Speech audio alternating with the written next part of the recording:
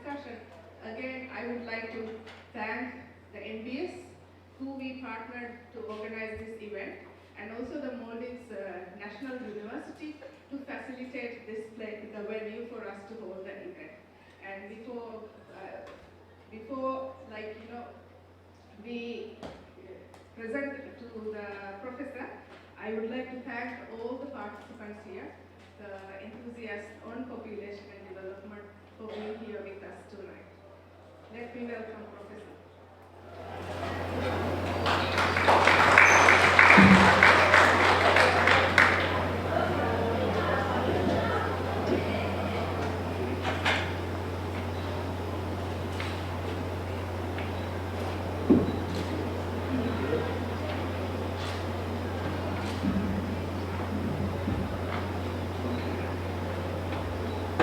Very good evening to all of you. I'm very thankful to the UNFPA, Special Charge, and also the National Bureau of Statistics for inviting me to Maldives. This is my first visit, although we are neighbors. And also I'm delighted to be here and also see some enthusiastic audience to listen to my speech. I am a demographer. I've been in academic for more than 4 decades now in the University of Colombo. I'm spending my 46th year in the university. I have been trying to be innovative and dynamic because we are in the 21st century and we are in the fourth industrial revolution. So we have to act like people in the 21st century and also people who are experiencing the fourth industrial revolution.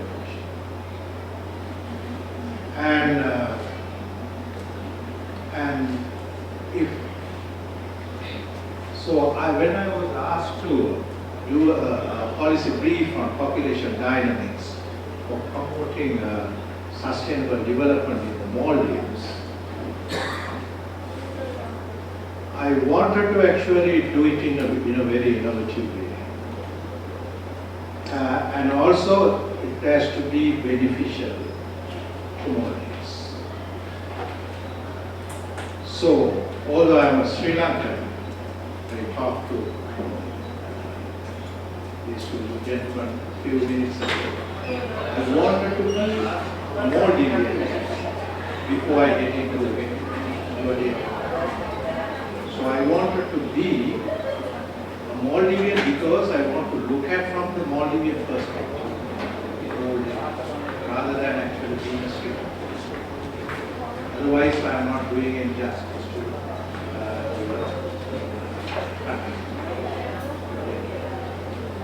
So, my presentation is uploaded.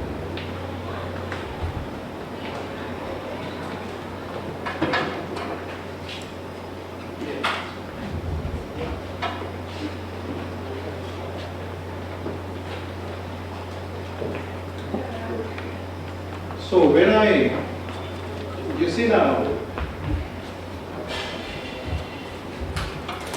I'm not just an academic. I've been doing lots of grassroots level activities. I've set up a Colombo University Community Extension Center, which actually facilitates to take the university outside its boundaries and connect with the outside local communities. We help the universities, the communities around us. And also we learn a lot of things from those communities because there is untapped knowledge available in those communities. Maybe very far, very remote rural communities. You bring that experience back into the university. So all these experience I have put into this, sir, and also the knowledge that I have in Japan. Now, the first thing I wanted to look at is your population trend.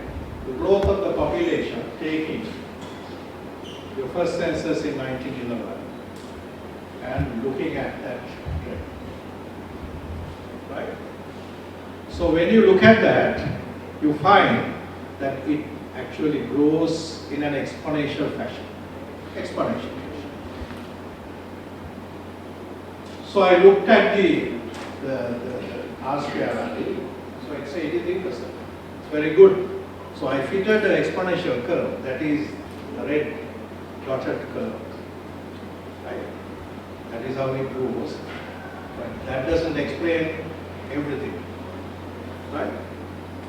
So rather than sticking onto the exponential curve, the exponential fashion, I really wanted to see whether there is a departure from this exponential pattern, exponential fashion rather, to another function. Because we know that we will not have the population growing in this manner forever. Right? It should actually turn to a logistic function, S-shape curve. So by doing that, we will be, especially for the planners, development planners will have something to think about. The carrying capacity, the population that Maldives can actually is going to get in the future. So how would you actually assume that this is going to take a turn, go towards a logistic fashion?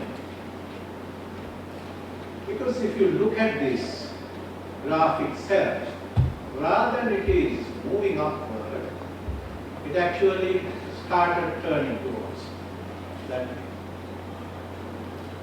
So if you are a good statistician or good demographer, you should actually see that. Right? So what I have done was,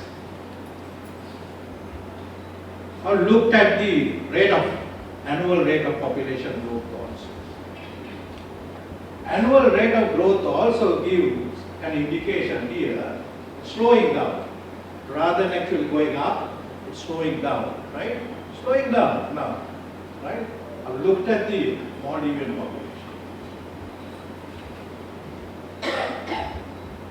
So what I did was, rather than predicting the exponential curve in this manner, I have fitted logistic to your population. It will be useful for the planners to think how our population will grow in the future. When the population is going to stabilize at certain levels. Right? So I have come up with the figure of 620,000 as you carry capacity. That is on the basis of the information available in our hand at this moment of time. This might change in the future. It all depends. So what happens now, everything that we have here in this country will bring down to the population, bring down to this level by the final quarter of this century to 620,000. Okay? So people can argue. So this is based on an assumption and also by looking at the data very recent. Right? Because you see this turn. So this turn will not go back and actually go up. Because we have seen that elsewhere as well, including Sri Lanka. I've looked at Sri Lanka data also. So that is, and also I have looked at your population data and projected population data till 2054. All these things, in fact, direct us to think about that Maldivian population will grow in a logistic fashion. So that will happen not only for Maldives, many countries. So that is something that we need to think about. This is, now I have not taken into consideration the migration, right? I was taking only the Maldivian population, right? So if anybody wants to actually add, then you have to do a bit of prediction of migrant population. Migrant population, predicting migration population to that far is not easy, because migration does not have that inertia like fertility and mortality. It doesn't have that. So you can't actually predict. It's all policy dependent and so on. So that might change. So therefore, what I have done here, if anybody wants actually until 2054, you can actually add up those migrants and then come up with a figure. But I didn't want to do that. I was sticking on to your Maldivian population, right? Then also, you see, I looked at fertility. When you look at your fertility, you find your total fertility rate has gone up. Total fertility rate has gone up. That is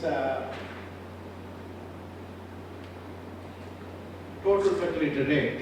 Do you know what total fertility rate is? In simple terms, that is the number of children a woman will have in her whole reproductive age span. That's a simple explanation. A woman will have, about, say, 3 children, 2 children during her reproductive age span. So it was 2.84 in 2000, and it has gone, it was actually 6.4 in 1990, and it has gone down to 2.84 in 2006. Then suddenly it has gone up. It has gone up to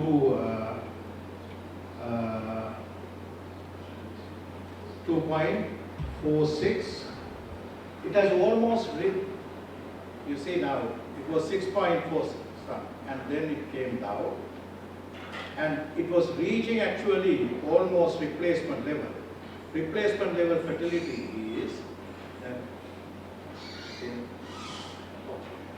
replacement level fertility is, when TFR is equal to 2.1, we say that we have replacement level fertility, or otherwise net reproduction rate is equal to 1. So what does that mean? A woman will be, a mother will be replaced by a daughter. One girl, right? So that reproduction period will be replaced by one reproductive period, right? So you are reaching towards that, but then there was a sudden increase of TFR. But we don't have to worry too much about it. But some people actually get excited, okay, what is happening here? But when TFR comes down to reach the replacement level, it will not go on a straight line. It will oscillate actually around 2. Because that happens because of some adjustments, right? And some might actually think because there are some program failures. That is why the TFR has gone up. But in this case, I looked at in a different manner. Because this sudden upsurge is mainly due to relatively high fertility in the past and also a decline, historical decline of fertility, right? So what happens? So because of the historical high fertility, you had a huge base in your population pyramid. So over the years, they have actually gone up in the age ladder. Now they have entered into the reproductive age span in large numbers. In large numbers. So when you have large numbers, you will have more births. Even if you have one girl. Right? You understand what I am talking about? So in order to prove that, because if I actually make that assumption, I have to prove that, right? So I looked at women in reproductive age span 1995 to 2014. 1995, 2000, 2016 and 2014. Now taken actually 15 to 19 years, 20 to 24, 25 to 29, 30, up to 45 to 49. The whole reproductive age span in 5 age groups. You see, there is an increase in the numbers over the years. So that is already proven that those women have actually entered into the, except this one, 50 to 90, they've gone down, right? They've gone up, and there is this youth bulge. I think Maldives should be very happy to have that. That sort of youth, young age structure in Maldives. We'll come to that point later. All right? And you see, so fertility not an issue, but for the planners, so this upsurge of fertility will produce some extra number of births than before, right? Extra number. So additional number will be actually stepping into schools after 5 years of age, and then after 15 years of age, they will be entering into the labor force. So when you talk about investment and the government policies on education and labor policies, you need to actually accommodate this aspect. So there will be additional number entering into school system and also entering into the labor force. So you have to think about it. You can't just ignore that fact, right? So that you need to have extra funding for accommodating the interest of this extra number, additional number of people.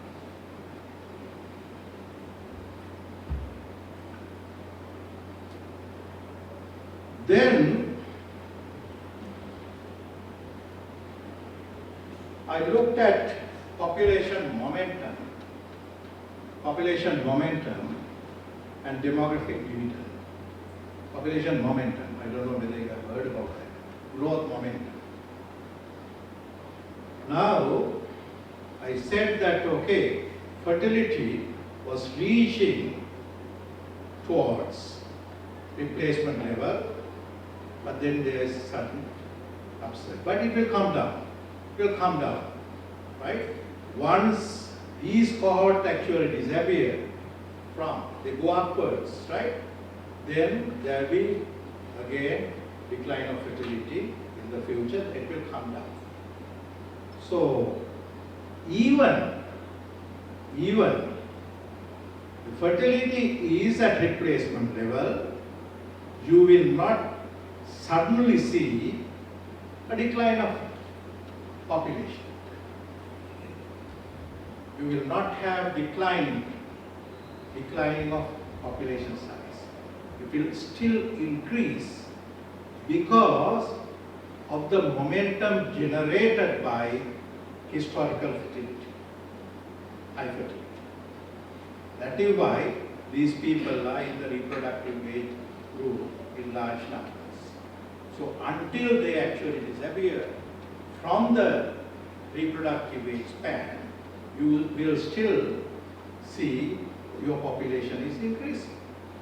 Maybe the growth rate is declining, population is increasing, the size of the population. This is what I mean, right? So that it's like when a train actually moves fast, even if you push the brakes, it won't actually suddenly stop. It goes a little further and it stops. Something like that, right? So it's called actually growth momentum. So you are in the growth momentum at the moment. Right? And also, because of the historical high fertility,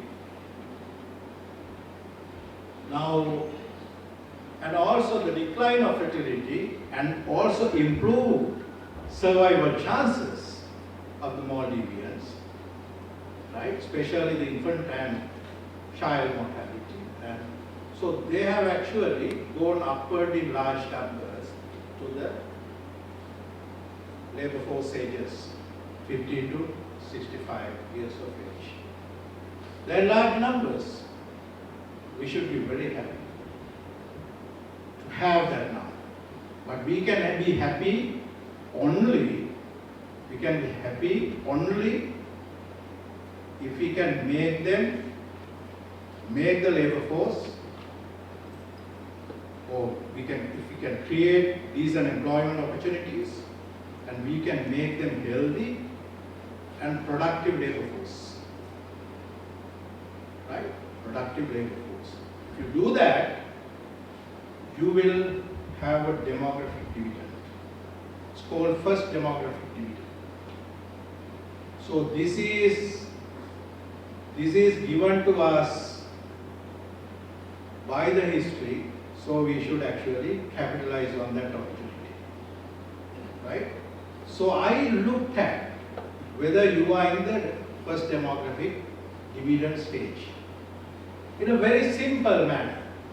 I looked at your age groups, less than 15 years, children, 50 to 64 years, the labor force ages, usual ages, and 65 plus years, elderly population, like me, right? And what happens?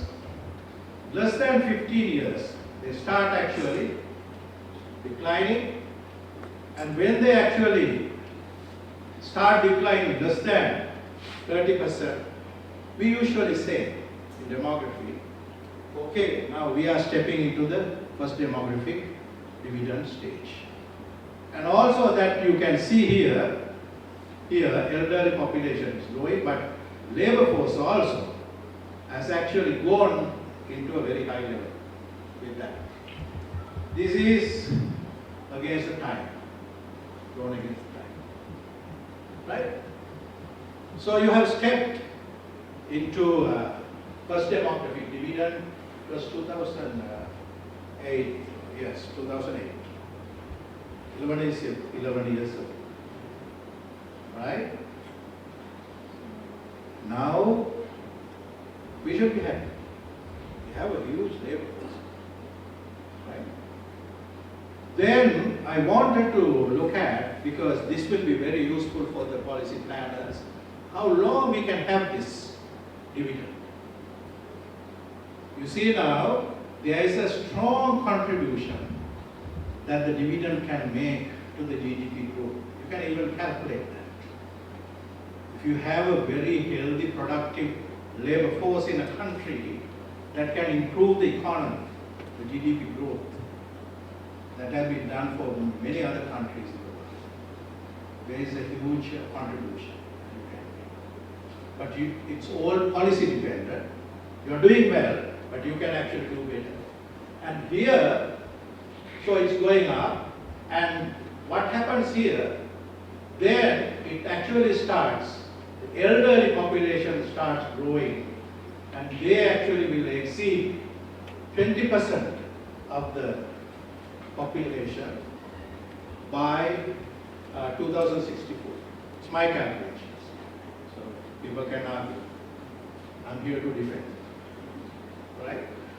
So you have so many decades left to improve or take care of your labor force, invest and improve and generate decent employment opportunities, because you need to have a skillful, it's not only the knowledge that you want. Yes, the universities actually provide knowledge. I know, the former Vice Chancellor, I've been in the University of Colombo for more than 4 decades. And we have been trying to be innovative. Because we are not school teachers. We can't just read somebody's book and come and teach. We have to do research. We have to bring our research experience back into our classrooms. We have to take students, and we have to actually develop partnerships with other partners who are outside. Not only with the public sector agencies, but also with the private sector companies. That is where we are living. So you need to, so in order to do that, in order to improve the employability of the labor force, it's not only the knowledge, but you need to actually bring other skills. Skills, right?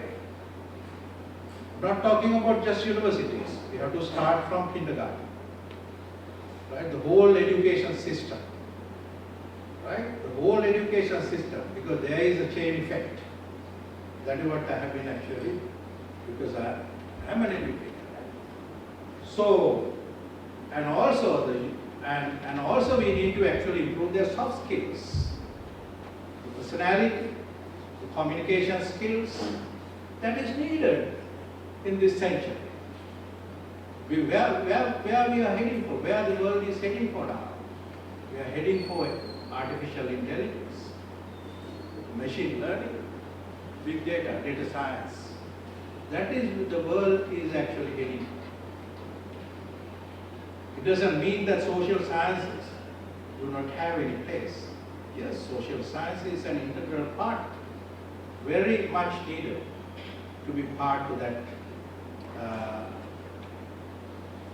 part towards these three important areas. So you have an opportunity here. You have to use this first demographic dividend to improve your economy. Means actually improve the socio-economic status of your people. That is what we are thinking of, right? And also, there is another aspect. There is another aspect here. That is, now, when you have this terminal year, when the labor force actually disappear, these large numbers disappear, there will be some people in the labor force. It doesn't mean that there is zero labor, right? But then these people will be entering into elderly ages, 65 years ages, like me and some people here, right? So there is a strong link between the two. So I'm not worried about the population age. I'm not worried. I look at it in a very positive manner. Not because that I am an elderly guy. No, because I look at it in a very rational manner. And I call it second demography. That is how we see. So that is something provided by the history. Right? So they have moved up, they are moving up and entering into elderly ages. So in order to actually reduce the burden of the government on the government, providing care, social protection, all that, you need to now think of or focus, full focus on your current labor force. Current labor force. Because they will be the people who will be entering into elderly population and produce this population aging process. So if you provide decent employment opportunities now, not provide, generate actually, right? Because I mean, then you when you have healthy, productive labor force, then they will have improved income prospects. And then you need to actually encourage, encourage their saving capacities, saving behaviors. So they will save. So by the time they reach the elderly age, 65 years, they will have accumulated wealth in them. Right? So that can lead to investment by them and also maybe contributory pensions. So you see, you can think of many things that they can actually do at an early age when they have accumulated wealth at that point. This is what we should be expecting. Right? So there is this, you see now the population dynamics in Maldives have lots of effect on the people themselves as well as the economy. Yeah, this is right. So you need to think about that aspect. And also remember, I said that population aging has to be looked at a different perspective, positive perspective. Aging will also provide a unique opportunity for businesses. I don't know how many people have read about silver economies. We have silver here, right? Silver economy. Silver economies, the economies that businesses actually create a lot of opportunities with aged population. Because their requirements and needs are quite different. Right? And we also know that, I mean, now you have very low fertility level, 2 children, family on average, and not very many children like in the past. So when you had 6 or 7 children, even 2 children leave you, some people are there to look after you at the elderly age. But that is not there now. And we can't blame the children. Now my actual children already left us. So we two are left alone. Right? So we can't blame them. Because there are plenty of opportunities before them. I'm not just talking about within country opportunities. If you are employable, if you are skillful, if you are very productive, world will actually give you lots of opportunities. So much if you are smart enough. Right? And what happens? You think that they will actually come and help you. No, they won't, because they are very busy with their life. They are separate family units now. They have their children, they have to look after their children, they are thinking of their future. So we should actually help them. Right? Now, so this actually will create, this is what I have been telling Sri Lanka. We have to develop a care industry care industry, which private sector actually come in and partnering with public sector and provide facilities. It's not actually putting up elderly homes. It's quite different. Not actually, it's not that, right? You need to bring community solution because a lot of people would like to stay at home and get that care. Care is a discipline. It's a subject. You need that specific skills. You need to have those skills developed at technical college level, vocational training colleges and so on. You see now, what does it mean? The population dynamics itself, if you carefully think about these things, how the population evolves, it provides lots of opportunities. So that is why what we are talking about sustainable development and so on. Plenty of it. Right.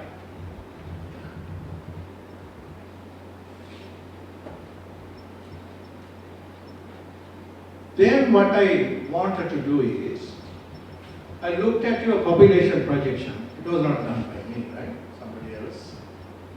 And your population projection was prepared up to 2054. I'm just giving you some importance of looking at population dynamics. Very important for the planners at every angle. And you see, this is the standard population projected for 2054. Then what I did was, I have retained fertility, the migration constant, and I actually have redone the projections, right? Allow fertility and mortality to change. Migration remain constant.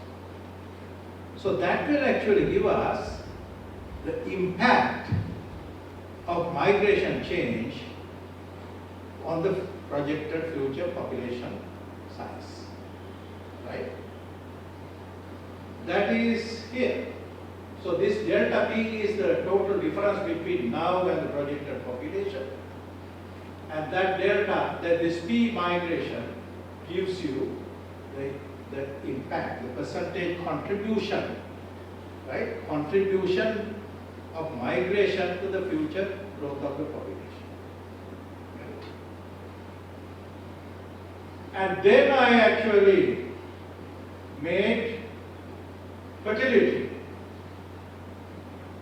constant and allowed migration and fertility to change, mortality. The mortality remain constant. So all these things will give you different aspects. And this will give you, when you actually decompose this into 4 categories. The population growth was decomposed into 4 categories. I am not going into the statistical calculation and all that. 4 categories. What you find here is the young's age structure contributes the most to the future population growth. That is this much. So I have given the percentage also. Even by looking at that, you can actually see the magnitude of those changes. And fertility and mortality. So what I really want to emphasize here, the young age structure is very important because they have actually contributed to the most, because that will remain for some time, as we discussed earlier.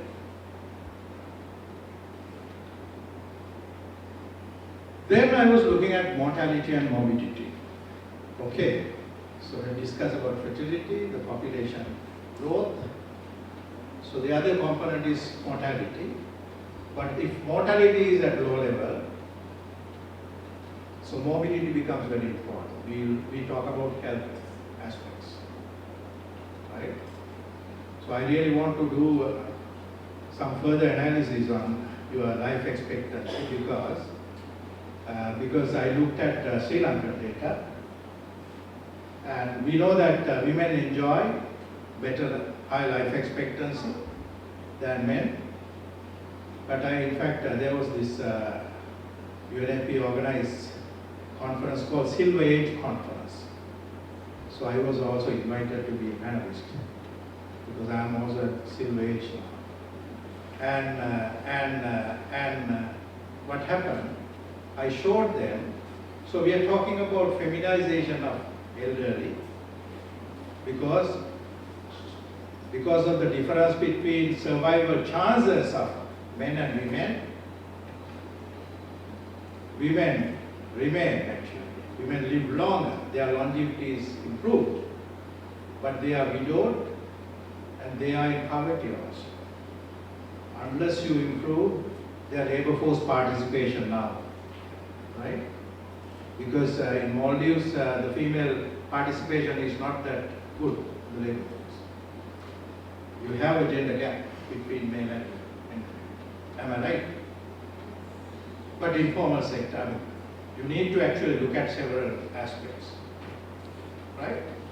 But it is the case most of the countries, but you need to actually improve this gender gap, wage differentials, lots of things are there in order to attract the labor force into the women into the labor force. So what happens? There will be feminization of poverty, whether we like it or not. And also, what I actually showed, there is this feminization of old age morbidity. So I looked at health expectancy. I did calculate that for Maldives, but that is another aspect that we have to think of. Although women enjoy higher life expectancy in my country, but they are in poorer health than men, right? So that is something the health planners should be actually focusing on. You can't just look at the life expectancy at birth and be happy. You need to actually do more analysis further, and I'm worried about men's health as well. I'll come to that point. I have done actually some work on men's health, done avoidable mortality and men's health, because men think, this is the patriarchal mentality we have. Men think that we are stronger, therefore we are healthier. I don't know why people think in that way. But until they get chronically ill, they don't go and see a doctor. They don't actually do regular blood checkups at all. So by the time they go to check doctor, they're over. Yes, right? But also there are certain behavioral aspects. It's not actually, you see now, women are in a better position because they are more health conscious. The more health conscious actually comes with during their reproductive time period, because they are made to think about health, unlike men. Yes, right? But what I have been actually telling, we need to have, now we have, you see now we have changed the disease pattern now from communicable diseases to non-communicable diseases. I have shown that for Maldives also, right? Because now there is a change, and so most of the non-communicable diseases, right, diabetes and all these things are related to some behavior characteristics, right, of men. I have actually isolated certain causes by looking at constructing cause eliminated life tables. And here, what we see here, we looked at, I wanted to find out why there is this difference between men and women life expectancy in Maldives, and which age group contribute the most to have that sex differential mortality, right? This is for 2014 life table, right? So I found, so I used a technique. I'm not going to actually teach you how to calculate that and so on, because there is a technique to decompose life expectancy into components and see. So 15 to 29 women have actually improved there, right? And also here, right? That is the contribution that women have made. This is the sex differentials. That differ. That doesn't mean that men, the mortality level has gone up for men compared to previous year. No, this is one period, and you look at the sex differentials of mortality, right? So then you see, so the health planners actually should be looking at those figures. That is very important. That is very important to look at and see how we can improve the health of men, right? So that is something that I wanted to highlight.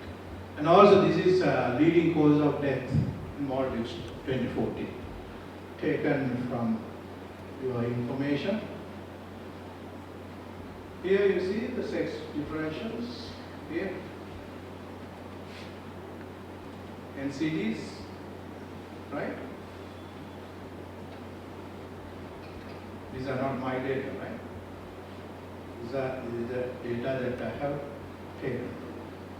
So all this thing show that, all these things show that we have that sex differential. We have to actually narrow it down. We have to narrow it down, right? And then we improve the survival chances of both men and women. Not just men, both men and women, the total population. But in order to do that, what I have been actually trying to say in various forums, we should not be actually waiting until there are the occurrences of NCDs, because by the time you reach your age 40, then there is high chance of getting NCDs. Right?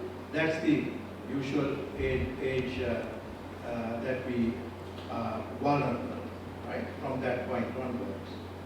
So what happens then? So you are, because of the medical technology and also the other facilities available, you get sick but you don't die. But you will also live like another normal person because of the health facilities, the availability of medical technologies at the moment. You will be there, right? And so that is called morbidity expansion, but that is not good countries. So we have to have morbidity compression policies. What does that mean? Morbidity compression means you have to start from day one, from your birth, right? Healthy behaviors, all these things. And then you will not become actually sick by the time you reach, that is the ideal situation that I am talking about. But then you will get all these sicknesses in the last 3 to 4 years before you die. Then you go into different world. Right? So that's called morbidity compression. So we should be actually thinking of having that sort of policy. Then I wanted to look at migration, internal migration and also international migration. So I have looked at some migration data that is not very different to any other country. country, because you see that there is a huge migration towards the capital, right? So that is understandable. But also, the contribution making towards that, you see, this figure shows lifetime out-migration to Mali from atoll, and lifetime out-migration from atolls to other atolls, right? But these two graphs have to be interpreted cautiously because of the definition. Because in order to calculate lifetime out-migration, lifetime migration, we take place of birth and place of usual residence, current place of usual residence.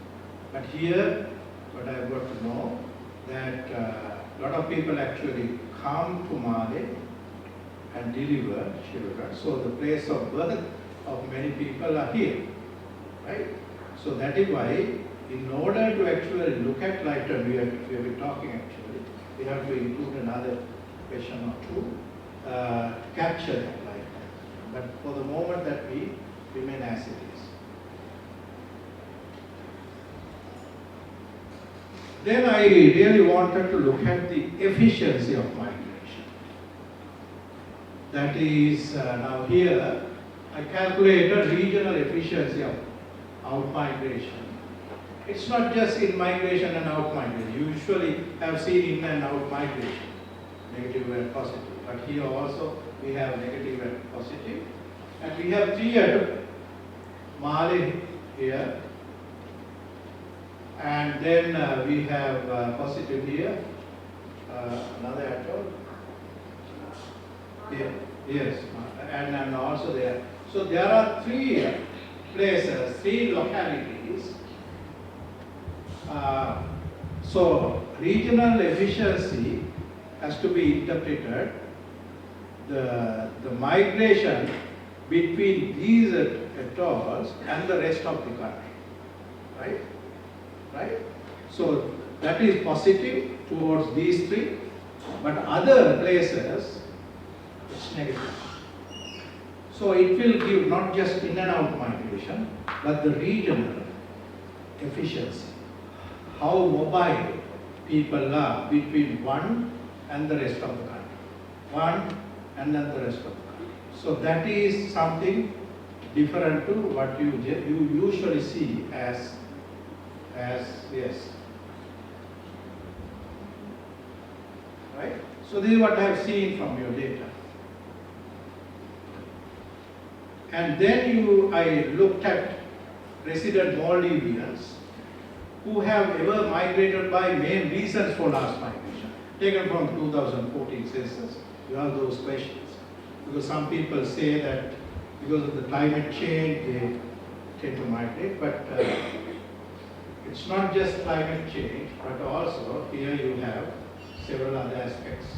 Live with family due to family migrating, right? Employment seeking work, for education, return migrant to live in this country. Those are the major reasons that we have found in your data.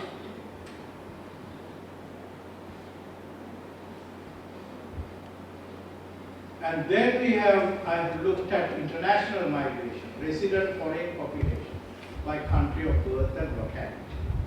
That's how it looks like at the moment, right? Bangladesh here, right? And then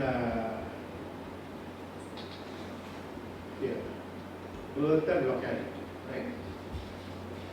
And then I looked at tertiary students. That's something you need to actually look at because there is an out-migration going from here to overseas for studies.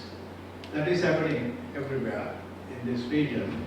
So that is there. Now I really want to, before I actually go to the recommendations that I have made with this, my analysis, I want to actually make a few comments by looking at the resident population and also the migrant population. So the migrant population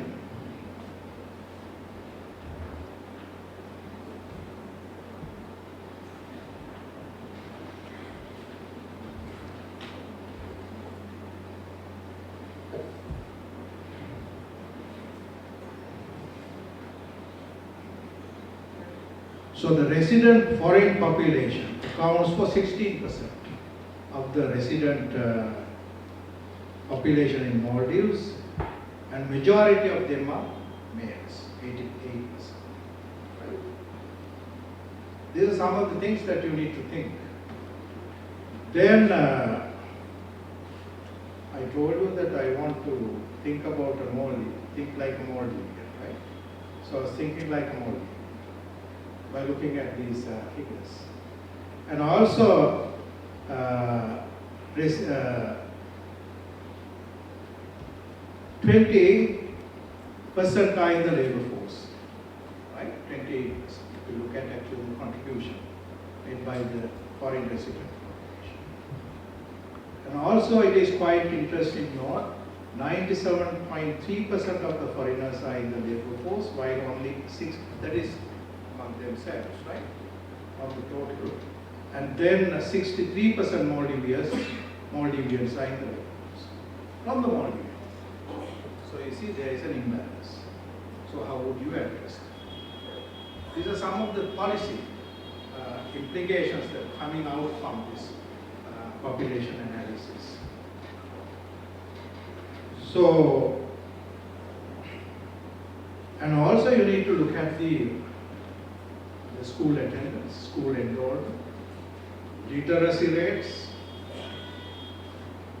primary, secondary and tertiary sector. I'm talking about Maldivians. You need to improve their involvement in all the sectors, because you need to actually, because they will be looking for decent employment opportunities. If you want to actually create decent employment opportunities, you need to have skillful, healthy and productive labor force. Because this youth bulge will remain for some time, you see, in the labor force. That's an asset which you cannot actually ignore. That is how I actually perceive. So you need to actually have some studies. You need to do a bit of analysis on the labor force, supply as well as demand. We usually look at demand for labor from the supply perspective. You collect data on occupational structure. So you look at the trend and you predict into the future, but that alone is not enough. You need to look at what the growing sectors are, and then you talk to those employers and see what would be the future demand for people in Maldives. So once you actually have that picture, then it is much easier for you to have a strategic plan for both education as well as employment. That is very much essential from the point of view, from the perspective of Maldivians. So those are some of the things that I have looked at. And as you see, all these things are very important for Maldives. So what I have been trying to actually tell you is you can't just ignore population dynamics and see the sustainable development in Maldives, right? So that's an integral part, because that's the fundamental basis. The most important thing, you need to actually see what is the age and sex structure of your population. Because everybody's needs and requirement is determined by their age and gender. That's a simple thing that we should know. Right? So we should actually see how these things evolve, how that has evolved in the past, and what is happening now, and what will happen in the future. That is what actually I was trying to say during this period. And I have actually made some recommendations here. If we, where is one? One is missing. I'll read it out. Where is it going?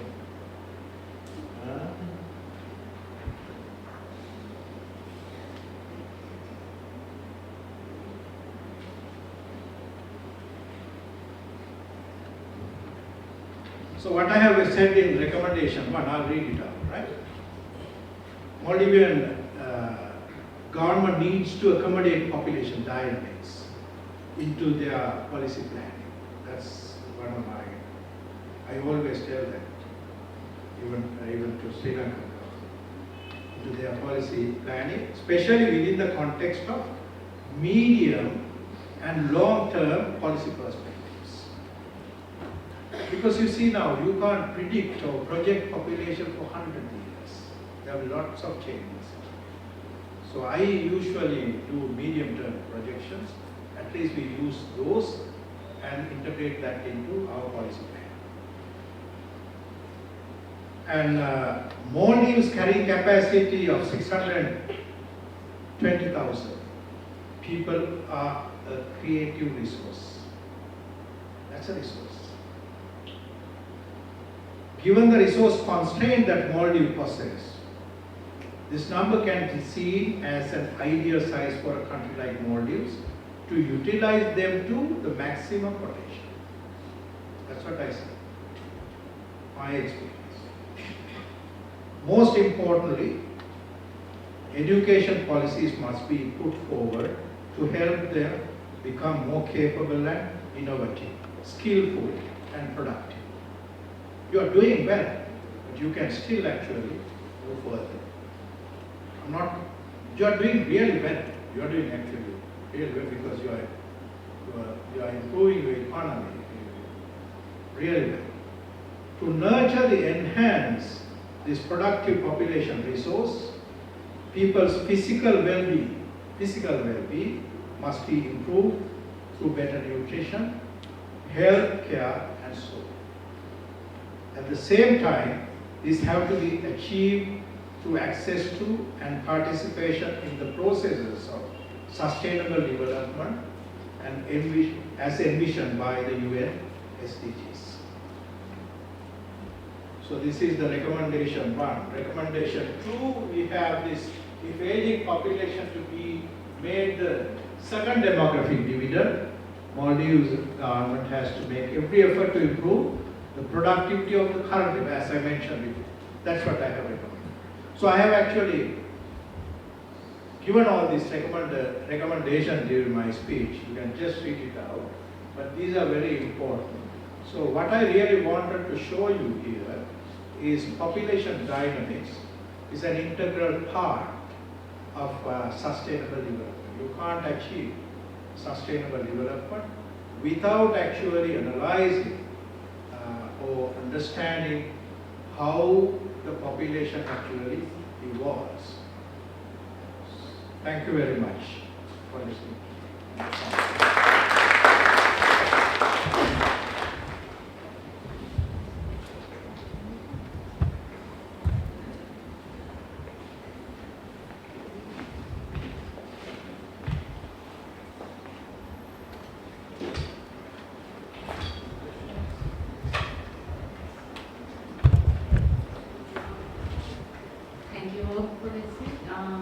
We would now like to open the floor for questions. So if anybody has any questions for the professor, feel free to ask.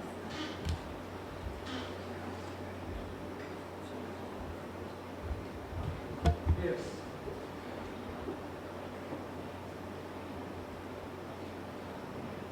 Rather than a question, it is a comment. Session can be useful for us, but we need to keep on remembering these texts that we have stated. The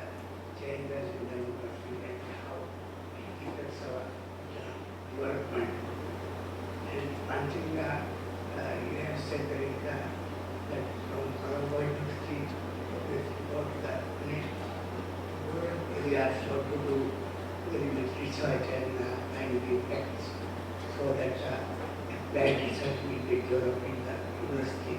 So I think that is something that is needed in Maldives also, in Maldives University. Maybe there are some constraints to it, traveling and expenses and things like that. But we have provided the opportunity to do research at the local levels with the island levels activity, very important. And of course, this is not something that we can just assimilate in one night. We have to constantly remind ourselves about the recommendations and the figures and facts that we have. Thank you very much.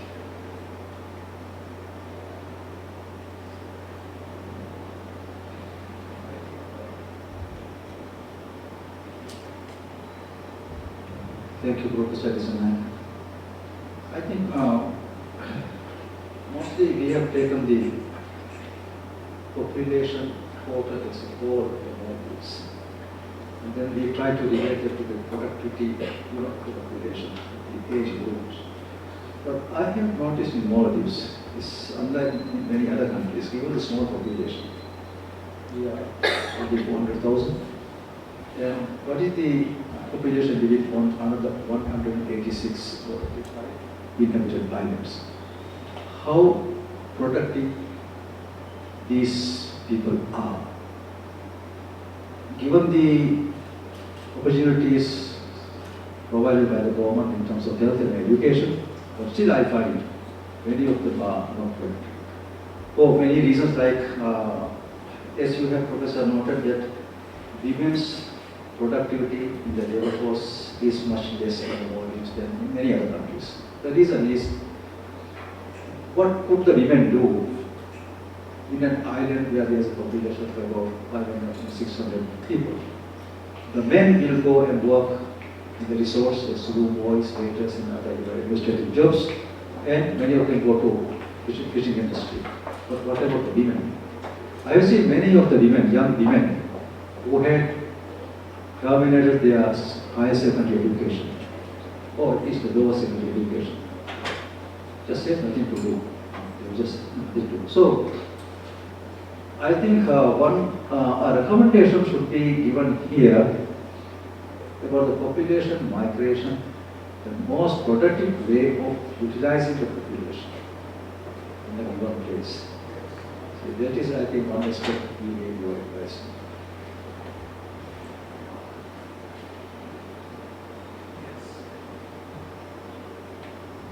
What I have given here, thank you very much for both you making comments, and what I have actually done here, I have given you the macro level picture, right? And the macro level picture will give you certain relationships. But in order to actually improve our understanding, we have to go down, right? And do micro level analysis. That is what you are suggesting. Because that is not available with the macro level. So what the next step should be, we do actually micro level analysis and supplement and enrich our analysis. That is very much needed. And also I don't agree with what you said about productivity of women. They are not actually, you can't say that there is less productivity. It's, what I said was, I don't like actually the way that labor force is measured or the involvement, because we have labor force approach in labor force surveys and census zones. But instead, now we are trying actually to tell even our census department, use time use approach. How much time that a person use. If now you can't actually say a housewife is not actually, because if somebody has to be paid and actually take care of the same duties that she does. So there are lots of debates on that. But if you use the usual definition of labor force participation, it's not the productivity, the labor force participation is employed and unemployed. Those two categories consist of the total labor force, economically active population, right? Even those who are seeking employment. So that participation is relatively low compared to men. That is what I said. But if you actually use the usual, that is the data that you have. Yes, census. But that doesn't mean that they are productive system. No. You can't actually say that. I didn't say that. Be careful not to say that. Because I was responsible. In fact, I was one of the men actually prepared the national policy on women in Australia. Now it will go to Parliament very soon. And I was doing the labor force section, and I really wanted to highlight that high use approach, just to do the justice for women. Thank you very much, because we need to actually look at those things at grassroots level, at the local level. It's very important. Yes.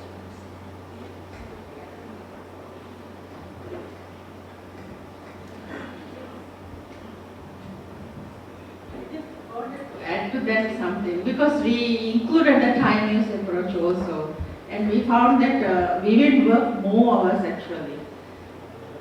So that's what I just wanted to, in the household expenditure survey.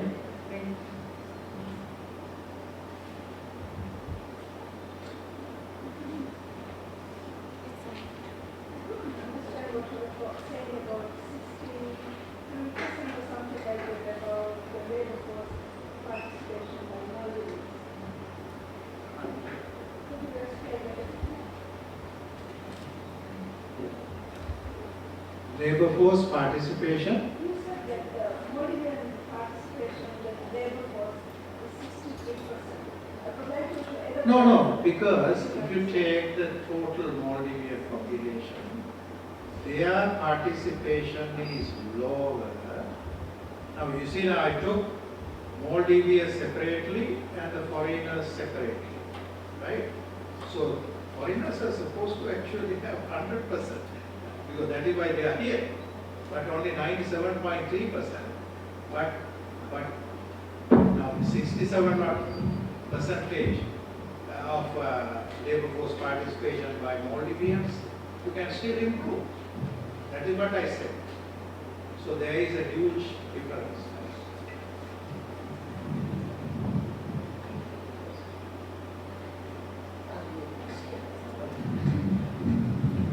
Thank you, Professor, for that very interesting presentation. I have two questions. Yes, please. One is you talked about the carrying capacity of the Maldives around 620,000. I was wondering if you can elaborate on it a bit more in terms of the mid to long term, or a bit more elaboration on that, if you could, please. And I have also a comment on population. We tend to have, in the early 80s, we tended to have a policy whereby the government was trying to suppress the growth of population in the country. We had a policy, and I think Shauda and the rest maybe can comment whether or not that policy was right. Anyway, my point is, as we grow, and you mentioned rightly that the most important contributor to development is labor. So labor is the population. So we had, in the early 80s, we had something like 300,000. We grew to 400,000, now we are nearly 500,000.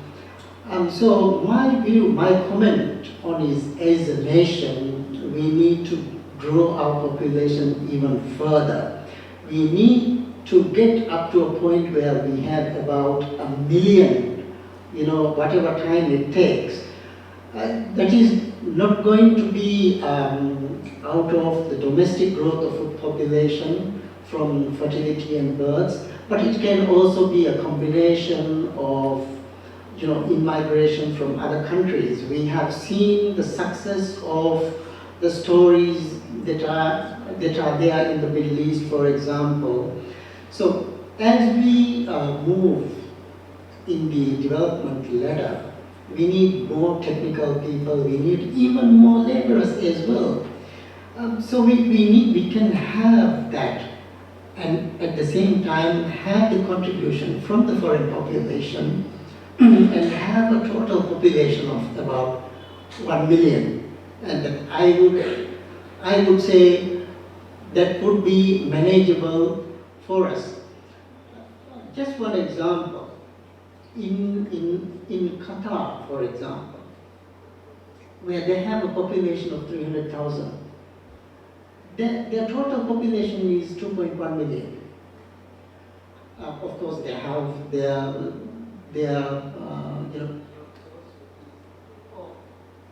into the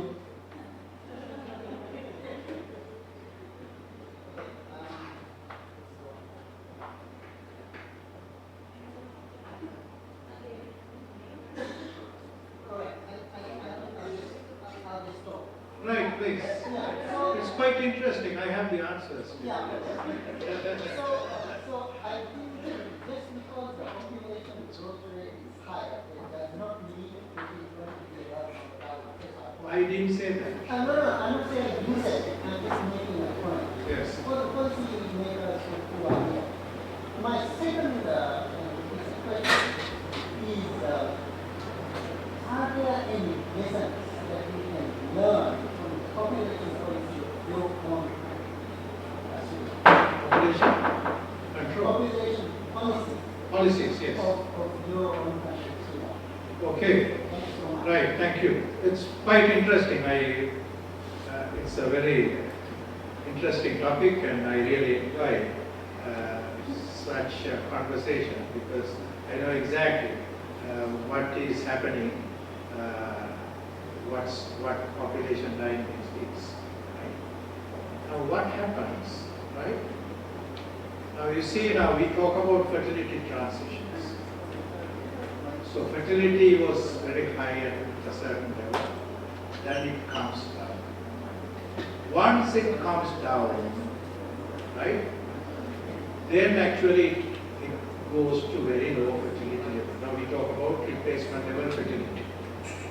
What we have learned from all other countries, once it has gone down and we have sustained that fertility decline, then it comes with the attitudinal changes toward family size. Towards family size. Now I ask this question from my students, my young undergraduates. I've seen lots of generations over 40 years in my career.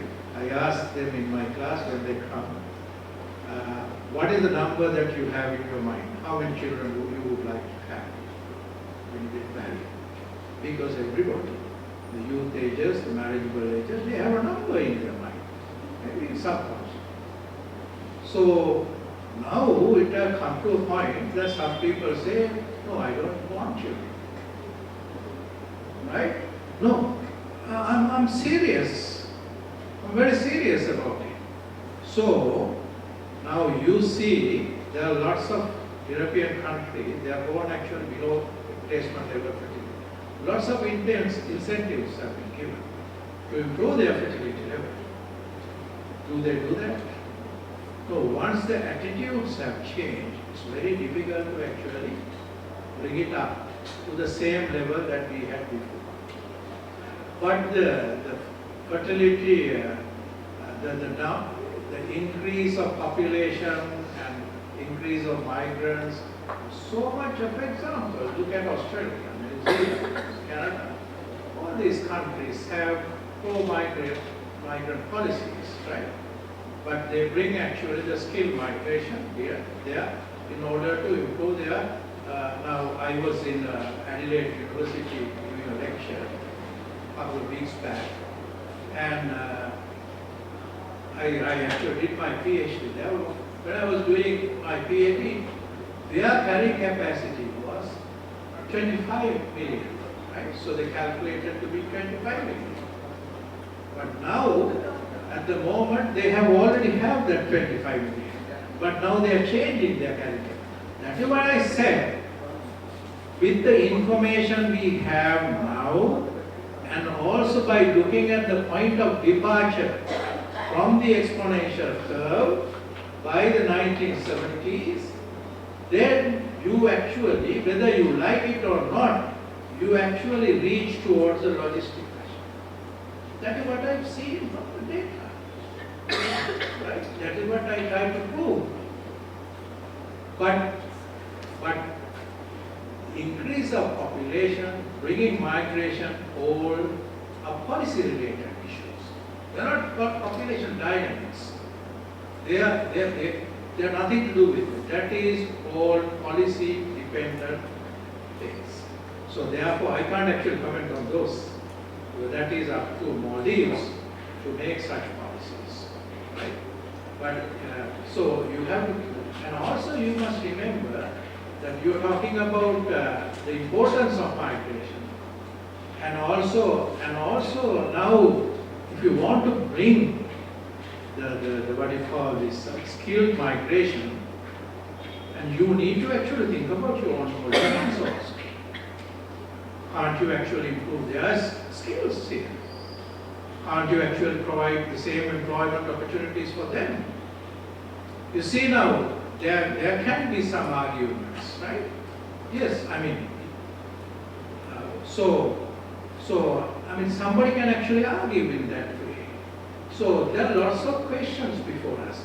What I have tried to do here is to actually show how your population evolves with the data that I have in my hand. That is how it evolves. So it's all policy related to make decisions, right? Policy. So I can't actually make any comments on that. But you are doing really well, right? Have a very growing economy. So this is the right time actually to accommodate those interests.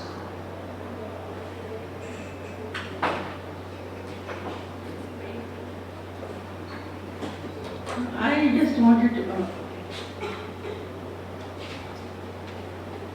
Thank you very much for the good presentation. I was thinking that the presentation was in a very positive, energetic, and I was actually thinking what are our threats to our population, what are the threats to our I'm a very positive man actually. So I have always, you see now, even when I talk about aging and so, don't think about the negatives. Think about the positive side of it. Then only you can enjoy your life. You are not going to live for 400 years. You live a very short period, right? And if you actually address the positive side, so the negative sides will go down. That is what happens.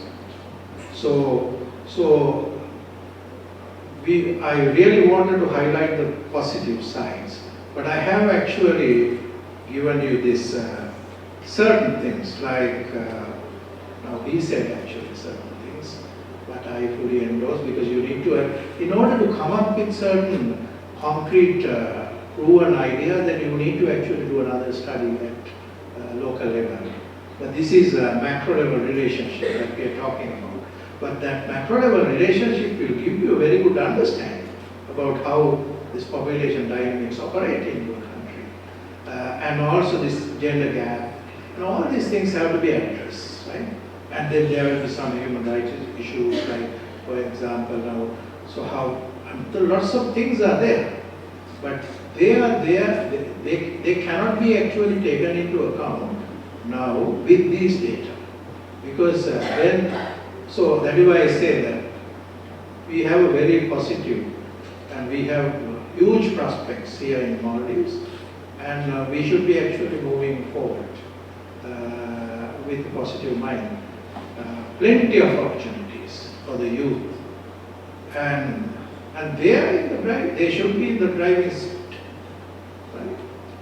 That's the next generation, Z generation, and they are quite different to us. They think in different way. They are smarter than us. They are smarter than us. I know. I have some kids, right? So I know how they actually.